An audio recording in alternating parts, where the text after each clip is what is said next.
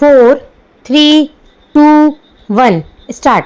संसद के मानसून सत्र का समापन हो गया।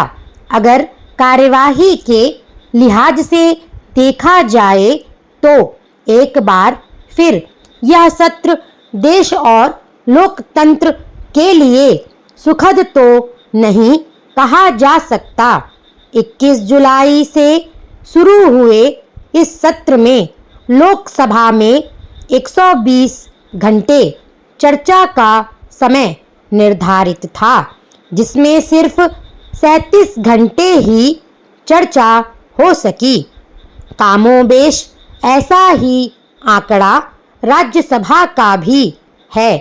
मानसून सत्र में लोकसभा में 419 प्रश्न एजेंडे में रखे गए थे, लेकिन सिर्फ 55 प्रश्नों का ही उत्तर दिया जा सका।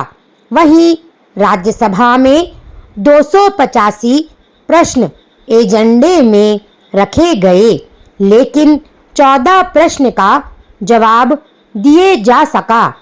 यह बेहद चिंतनीय है कि जिस सत्र पर देश की आम जनता की गाढ़ी कमाई खर्च होती हो, वहां कामकाज के नाम पर सिर्फ हंगामा होता दिखे और बार बार सदन की कार्यवाही स्थगित करनी पड़े।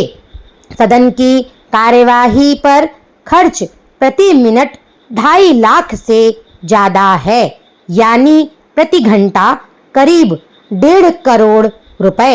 यह विचारणीय है कि देश की बड़ी आबादी ऐसी है जिसकी प्रतिवर्ष आय भी 2.5 लाख रुपए नहीं है।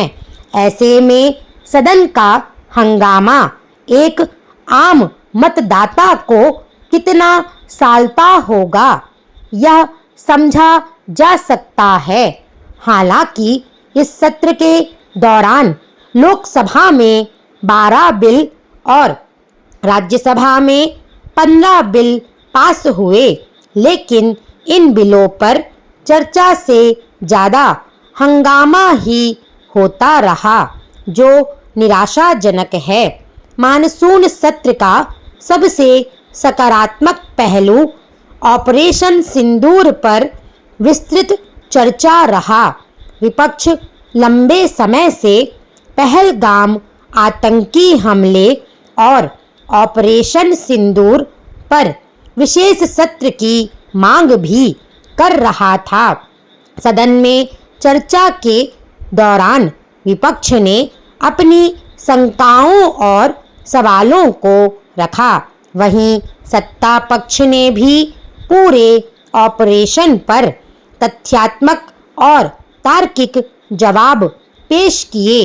दूसरी ओर पूरे सत्र के दौरान बिहार में स्पेशल इंटेंसिव रिवीजन और आपराधिक मामलों में 30 दिन की गिरफ्तारी पर पीएम, सीएम और मंत्रियों को हटाने वाला संविधान संशोधन बिल पर सबसे ज़्यादा गतिरोध देखा गया।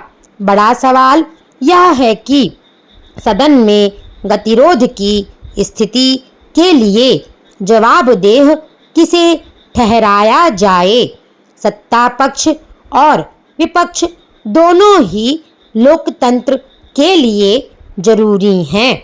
दोनों का सदन में अपना महत्व है, लेकिन अगर दोनों के बीच गतिरोध से संसद की कार्यवाही इस हद तक बाधित हो, यह लोकतंत्र और देश के हित में तो नहीं है। स्टॉप।